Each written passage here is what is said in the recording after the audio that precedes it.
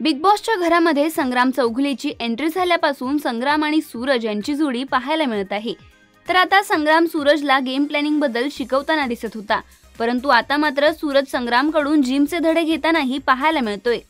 संग्राम सूरजला व्यायाम कसा करायचा याबद्दल शिकवताना दिसतोय, तर दुसरीकडे आर्या मात्र संग्रामला व्यायाम करताना पाहून त्याचं कौतुक करते। याचसह अरबाज वैभवला सूरजचा ट्रेनिंग कोच बदलला असं म्हणताना दिसतोय।